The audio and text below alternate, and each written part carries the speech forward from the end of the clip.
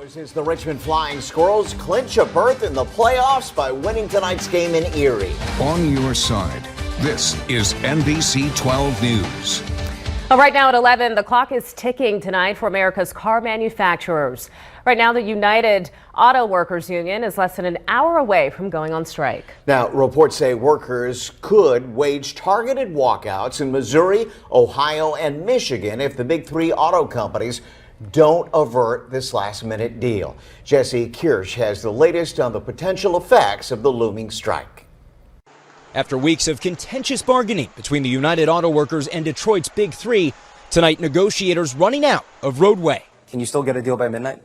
We don't know. In less than 6 hours without new contracts, the UAW says for the first time ever, it will strike against Ford, General Motors, and Chrysler-owned Stellantis simultaneously. The UAW doesn't back down from a fight. Late today, Ford CEO Jim Farley telling me the UAW's president still has not made a counteroffer. It was a historic offer to protect the jobs in the future for our employees and for the people he represents.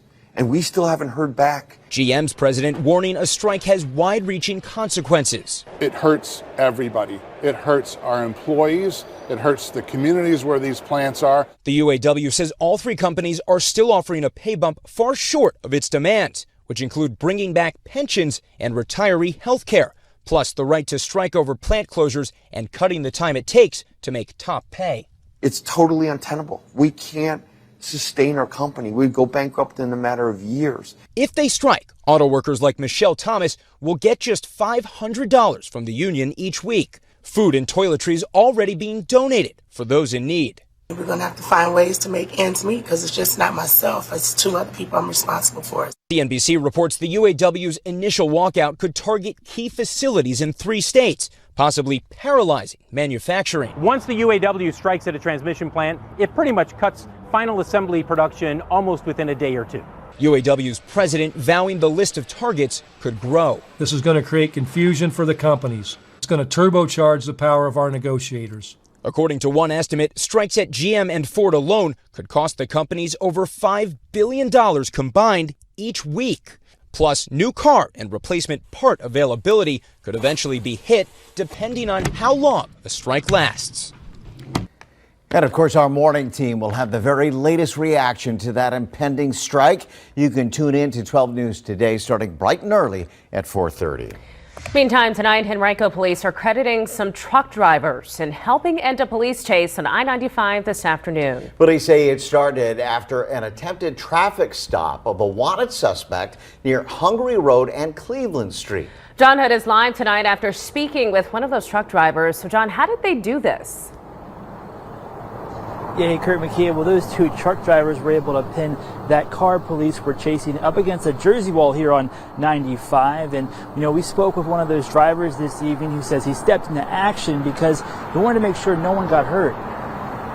Thursday afternoon, Henrico police began chasing a pickup truck onto I-95 southbound after the driver, a wanted suspect, failed to pull over at a traffic stop near Cleveland Street for reckless driving.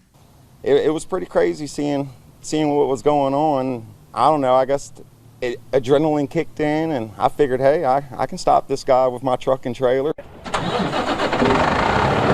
Curtis Butler, a truck driver, says he saw police try and spin the pickup truck out, but had no luck. He says he and another truck driver backed off to try and create space between the pursuit and traffic before he saw an opening. Looked like somebody was going to get hurt, so me and the Tyndall truck decided we would just go ahead and stop the truck and put them into the wall and slow them down, let everybody get home safely. The chase ended right before the I-95 South Route 301 overpass. Got out of the truck and went for the front. I looked in my mirror, seeing all the guns drawn, and I was like, no, this ain't a good spot to be sitting because they're all pointing at me, so let me get out this truck and take cover. No one was injured, and the driver of the pickup truck was taken into custody, but police have not yet confirmed what the driver was wanted for. Butler says he's just glad he could help before anyone got hurt and that his truck came out without a scratch. Yes, sir. My truck's good. I won't gonna let nothing happen to old Blue. That's my baby. And while police are thanking Butler for his help, they would like to remind the community, if you ever find yourself in a similar situation, to leave it to police. They just want to make sure no one gets hurt. On your side tonight, John Hood, NBC 12 News. Thanks, John. After having so many hot days in a row, finally starting to feel a bit like fall in Central Virginia, and not a day too soon. I'm loving it, Kurt. Meteorologist Megan Wise is joining us now. So is this cooler weather here for good, Meg, or could we expect a taste of summer at some point? Well, we'll just say it's here for a little while. I don't want to say it's here for good, but we get to enjoy it for at least it looks like the next week or so. And for the next couple of days, we definitely get to feel these pleasant conditions. Dew points in the mid 40s gives us that fall-like feel. And whenever we have dew points in the 40s, that allows our overnight low temperature to drop. So we have some cool starts the next couple of days. Right now, we are in the low 60s from Chesterfield back towards Farmville, 66 currently in Richmond, and we are looking at a dry first alert Doppler radar. Clear skies the remainder of the evening and as we go through the overnight. And this is a look at where we start. As you head out the door tomorrow, many of us in the mid 50s, our outlying areas, west and northwest of town, low 50s, back towards Prince Edward County, Cumberland County, up into Louisa County, low 50s. So a cool, crisp start to our Friday. We'll talk more about what to expect throughout the day tomorrow and a look at the weekend forecast coming up here in just a bit. Rikia? All right, we'll check back in with you, Meg. Thank you. More than 11,000 people are now believed dead from the catastrophic flooding in eastern Libya. Tonight, bodies are still washing up ashores, and officials say that the death toll could reach 20,000. Rescue teams from multiple countries in the region are busy searching for any survivors.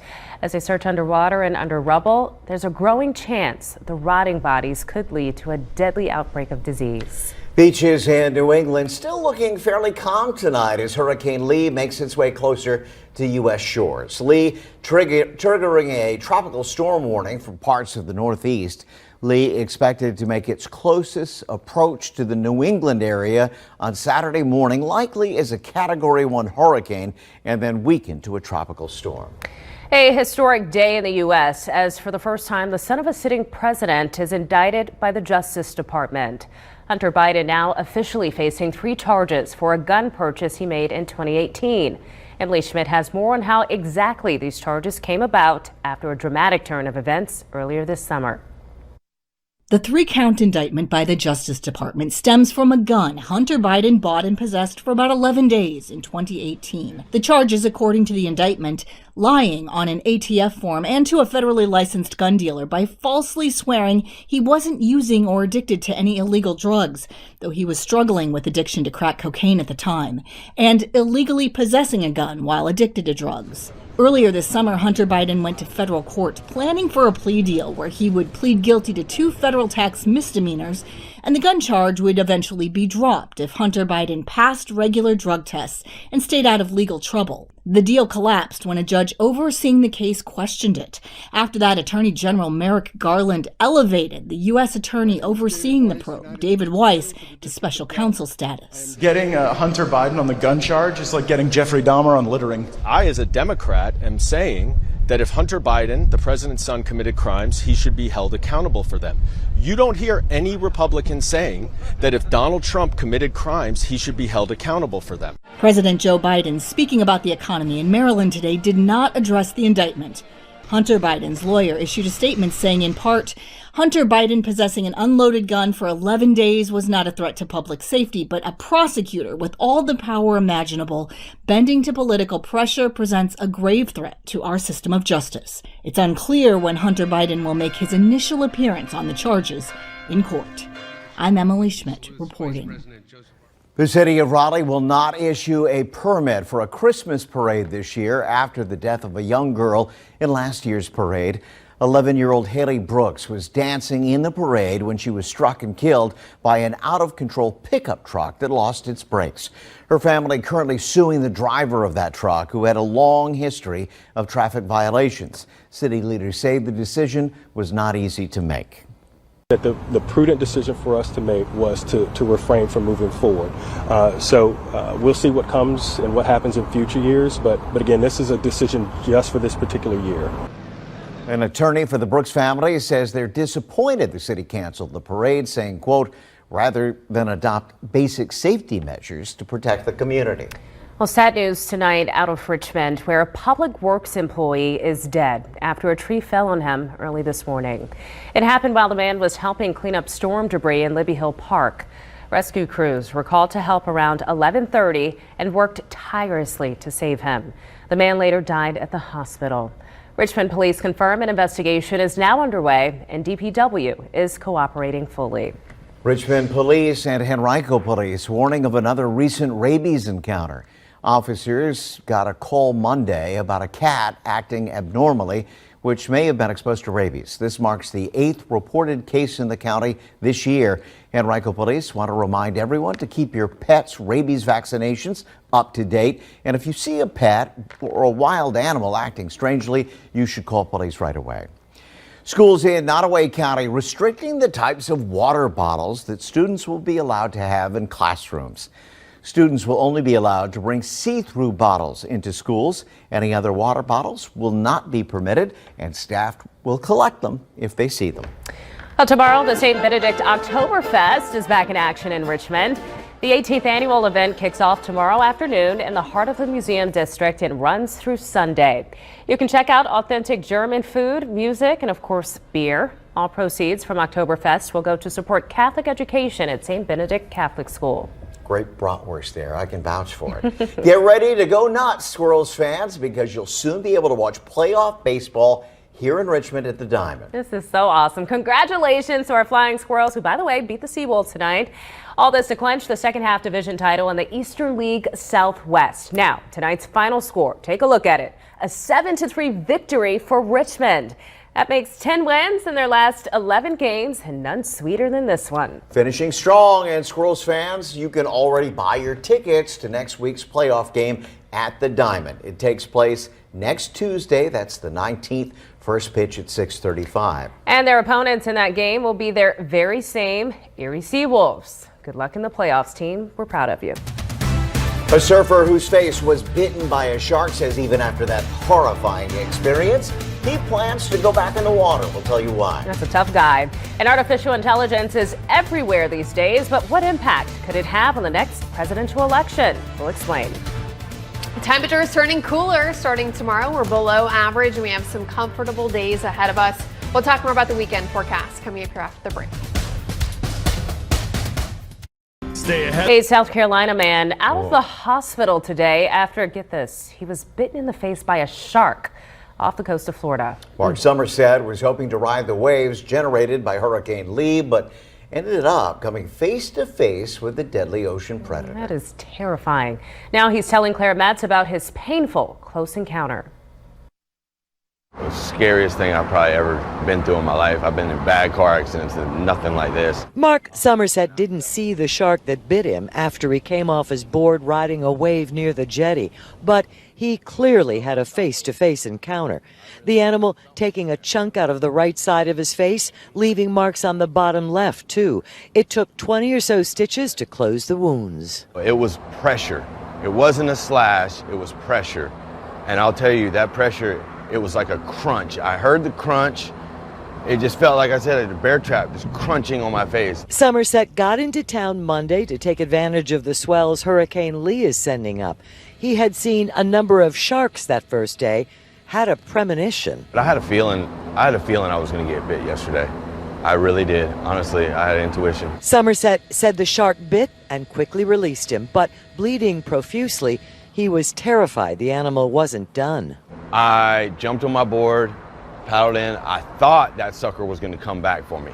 I thought he was because I was bleeding so bad. We've been covering shark bites here in Volusia County for decades. Hands, feet, ankles, thighs. We even had a bite to someone's back. But this is the first face injury in my recollection. I checked with Beach Safety. They have no record of a bite to the face either. Somerset thinks the gold chain he was wearing might have caught the shark's attention, and in 6-7 feet of white water, thought he was food. He says the frightening encounter will certainly be in his head when he goes back in, but yes, once he heals, he will be back. Heck yeah, I'm going surfing again. Why? Because I love it. I love it. There's nothing in the world that makes me feel better than surfing. Well, glad he lived to tell that story. He's doing okay. Well, a chase involving a stolen fireboat caught on camera near Portland, Oregon. Fire officials say a man swam up to their boathouse early this morning, then stole the boat and proceeded to take it on a joyride. They notified the Coast Guard, which led to a chase. The suspect ended up abandoning the boat and running away before authorities caught up to him and arrested him. One witness described what he saw. So I just got up and looked out my front window. My wife said, "There's a boat stuck out here on the sandbar. It's got blue lights flashing." So I looked out and I just got my binoculars, and sure enough, it was the stolen boat. So I called it in.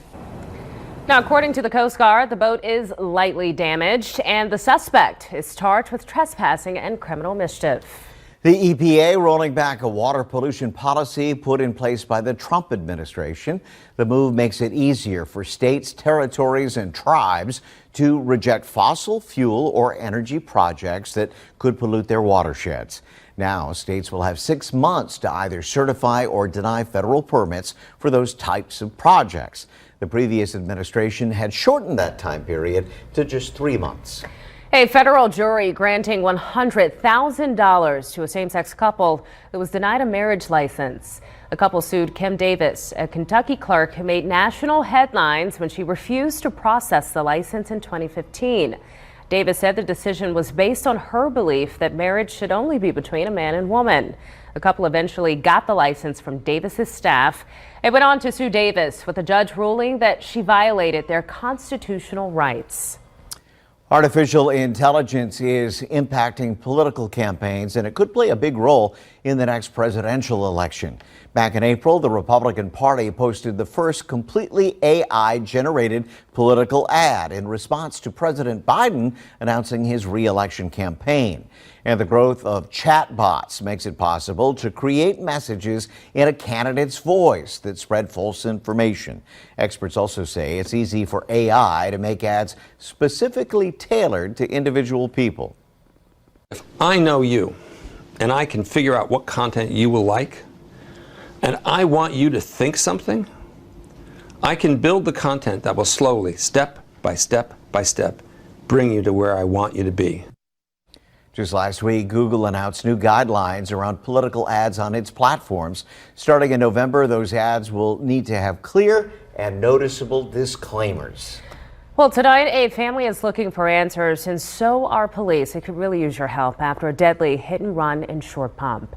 52-year-old Alonzo Earl Williams died late Monday night after being hit at the intersection of West Broad and Spring Oak Drive. A driver responsible still hasn't been caught. If you have any information, you are asked to please submit a tip to Crime Stoppers at 804-780-1000. You can even do so anonymously.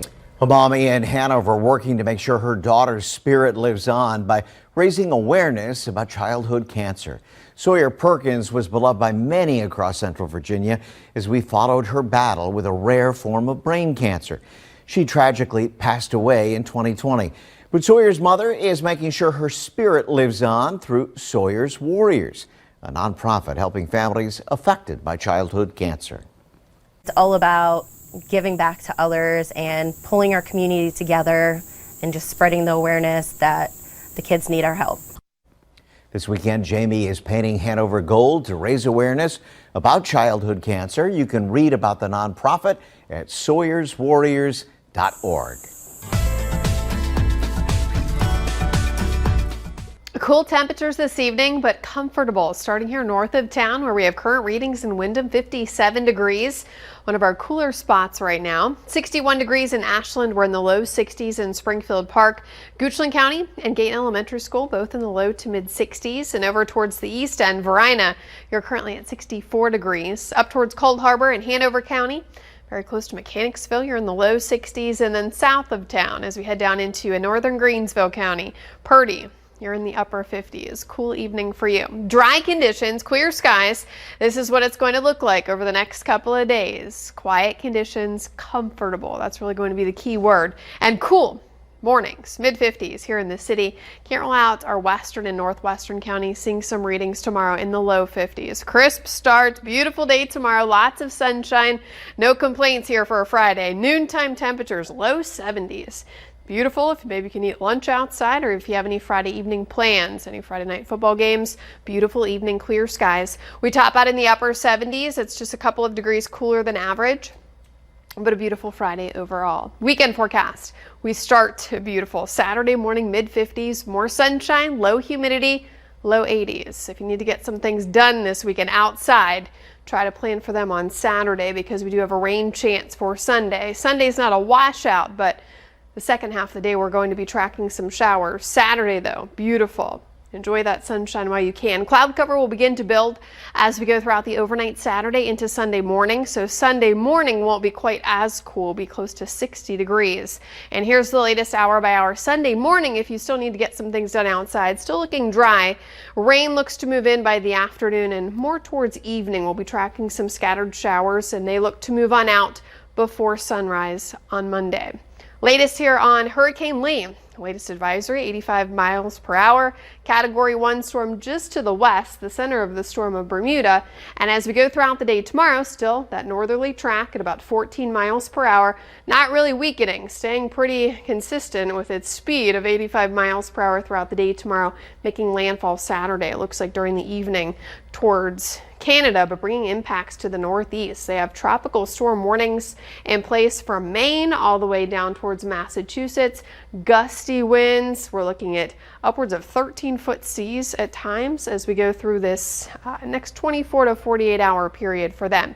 Our only rain chance on the 7-day forecast will be Sunday. The rest of the day is looking pretty nice. Lots of sunshine, and we have temperatures close to average in the low 80s. Andrew Frieden, first. Look at that. Cause for celebration in Erie, Pennsylvania tonight as the Richmond Flying Squirrels clinch a berth in the playoffs. The Squirrels were in a tight spot, fighting for the last spot in the postseason, winning 10 out of their last 11 games. Their first playoff game next Tuesday, the 19th at the Diamond, against the same team they beat tonight, the Erie Seawolves. First pitch at 6:35. Tickets on sale now. Just go to the Flying Squirrels website. Week 2 getting underway in the NFL tonight with the Eagles taking on the Vikings on Thursday Night Football. The defending NFC champs winning a shootout in the city of brotherly love. Final score 34-28. Now, DeAndre Swift ran all over the Vikings defense on his way to 174 rushing yards and even a touchdown. Kirk Cousins putting up monstrous numbers tonight in a losing effort, throwing for 364 yards and 4 touchdowns. The Eagles improved to 2-0, while the Vikings lose their second straight game to begin the season. This weekend, make sure to catch the second Sunday night football game of the season here on NBC 12. The high-powered Dolphins offense look to keep rolling against the Patriots in Foxborough. Miami put up video game numbers in their season opening win against the Chargers. The Pats coming off a close one, but a loss to the Eagles. The action begins with Football Night in America. That's Sunday night at 7 here on NBC 12. And the Richmond Kickers dropping a tough game on the road tonight. They lost to Forward Madison with a final score 2-0. For the Kickers, it's not the result they had hoped for, but they'll be back on the pitch at City Stadium when they try to bounce back. They take on Greenville Triumph next Saturday, September 23rd. And stick around, we're back with the final word right after this. When you feel you have nowhere else. And before we go tonight, adopting a pet from Richmond Animal Care and Control will never go out of style, not even in your wildest dreams. They're holding a one-day adoption special in honor of Taylor Swift, where you can take home a furry friend for not 1, not 2, not 22, but $13. So stop on by October 13th. Find an animal that you can love forever and always. You see what I did there? Yeah, you like that? It works. I got all those songs. There you go. All right, well, that's going to do it for us tonight for the news at 11. The Tonight Show is coming up next. 12 News today starts bright and early at 4:30. We're back here tomorrow night. Make it a great night. We'll see you tomorrow. See you then. Get some rest. Good night.